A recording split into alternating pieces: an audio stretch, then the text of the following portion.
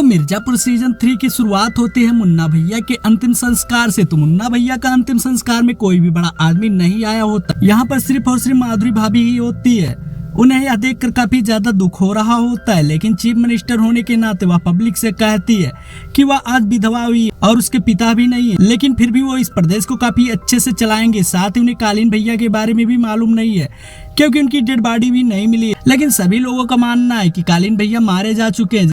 जिसके बाद कोर्ट का सीन दिखाया जाता है, जहाँ पर गुड्डू भैया के पिता वकील साहब जो वो खुद को सरेंडर कर देते हैं और कोर्ट में बताते हैं कि उन्होंने एसएसपी मौर्य की जान ली और खुद को बेगुनाह साबित करने के लिए वह कुछ भी नहीं करते, जिस वजह से आगे की कार्रवाई के लिए उन्हें पुलिस कस्टडी के लिए भेज दिया जाता है। और जब उन्हें पुलिस स्टेशन ले जाया जा रहा होता है, तभी गुड्डू भैया पुलिस की सारी गाड़ियों को रोक लेते हैं और वो अपने पिता से कहते कि आपके पास अभी भी मौका है और मैं तुम्हें घर छोड़ सकता हूँ। लेकिन गुड्डू भैया के पिता पूरी तरह से अड़े हुए थे और वो कहते कि उन्होंने एसएसपी मौर्य की जान ली है, इसलिए वो तो जेल जाकर ही रहेंगे, जिस वजह से गुड्डू भैया कुछ भी नहीं कर पाते। आगे हम देखते हैं शरद को, जो कि माधुरी भाभी यानी कि चीफ मिनिस्टर के पास जाते हैं। शरद ने ही कालीन भैया की जान बचाई थी, लेकिन यहाँ पर शरद जो है वो माधुरी भाभी को उनके बारे में कुछ नहीं बताता। और अब क्योंकि शरद जो है वो मुन्ना भैया का काफी अच्छा दोस्त था, इसलिए वो यहाँ पर माधुरी भाभी से मिलने के लिए आया था। जिसके बाद हम गोलू के इन्फॉर्मर को देख पाते हैं। दरअसल वो लोग अभी कालीन भैया को खोज रहे होते हैं, इसलिए वो लोग एक दूसरे शहर में जाते हैं, जहाँ उन्हें कुछ इन्फॉर्मर की मदद से कालीन भैया के बारे में मालूम चला होता है। इसलिए वो लोग फुल सिक्योरिटी के साथ वहां पहुंच जाते हैं। लेकिन जैसे ही वो लोग कमरे में घुसते हैं तो उन्हें मालूम चलता है कि यहाँ पर कालीन भैया नहीं बल्कि कोई और ही मौजूद है। जिसके बाद वो यहाँ से वापस जाने लगते हैं। जहाँ के लोगों को ऐसा लगता है कि उन्हें खतरा है इन लोगों से, इसलिए लोग हथियार निकाल लेते हैं। तभी यहाँ का बाहुबली उनके सामने आता है और यहाँ पर गोलू बताती है कि वो मिर्जापुर के बाहुबली के साथ काम करती है और कहती है कि वो यहाँ पर किसी और को ढूंढने के लिए आए थे। लेकिन यहाँ पर बाहुबली कहता है कि मिर्जापुर की गद्दी पर अभी कोई भी नहीं बैठा है और बैठा भी होता तो भी हमारा कोई कुछ नहीं उखाड़ पाता, क्योंकि यहाँ के बाहुबली हम है।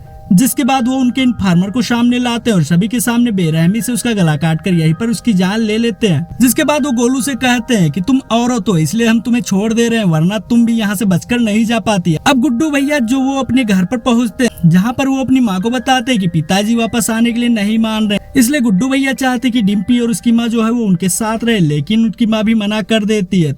तो भाई माधुरी भाभी और आईजी दवे जो हैं वो प्रदेश में शांति कायम करने के लिए काफी हद तक कोशिश कर रहे हैं, लेकिन शांति तो तब कायम होगी जब गुड्डू भैया शांत होंगे। और साथ ही वो लोग कालीन भैया को भी ढूंढने की पूरी कोशिश कर रहे होते हैं। तो आगे हम देखते हैं कि पूर्वांचल में अगले हफ्ते मुखिया की मीटिंग है, जिसमें कि बताया जाएगा कि पूर्वांचल का मुखिया कौन बनेगा। लेकिन अपनी दावेदारी पेश करने के लिए गोलू को कालीन भैया की डेड बॉडी की जरूरत पड़ेगी, क्योंकि अगर डेड बॉडी मिल जाती है तो वो लोग मिर्जापुर और पूर्वांचल के पूरी तरह से दावेदार रहेंगे। तो वहीं बीना बताती कि कोई अंदर का ही है जिसने कालीन भैया को छुपा कर रखा। तो वहीं गोलू गुड्डू भैया से कहती कि हमें कुछ बाहुबलियों को संपर्क में रखना चाहिए, तभी हम मिर्जापुर और पूर्वांचल की गद्दी को पा सकेंगे। लेकिन गुड्डू भैया किसी के भी आगे हाथ नहीं फैलाना चाहते। तो वहीं दूसरी तरफ शरद जो है वो सारे बाहुबलियों से मिलकर उन्हें अपनी तरफ करने लगता है, क्योंकि उसे भी पूर्वांचल की गद्दी चाहिए होती है। उन्हें सिर्फ और सिर्फ कालीन भैया के पर सिंपैथी क्रिएट करनी है, जिसके बाद सभी लोग गुड्डू भैया के खिलाफ हो जाएंगे।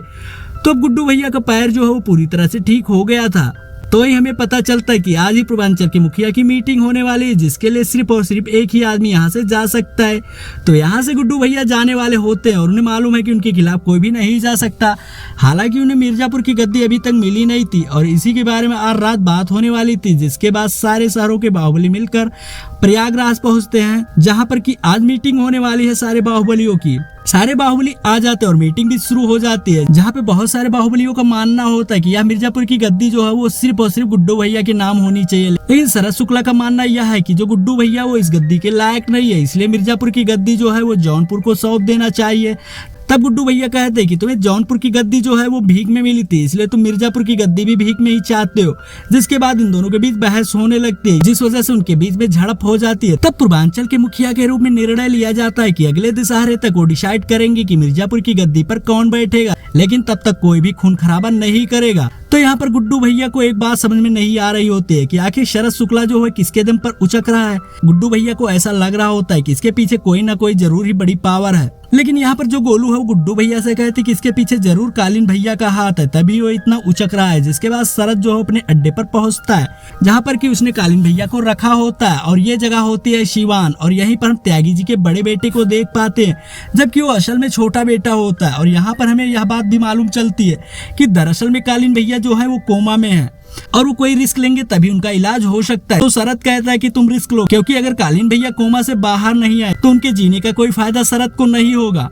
और इसी के साथ मिर्जापुर सीजन 3 का पहला एपिसोड यहीं पर खत्म हो जाता है। इसका दूसरा एपिसोड हम जल्दी लेकर आ रहे हैं, तब तक के लिए बाय।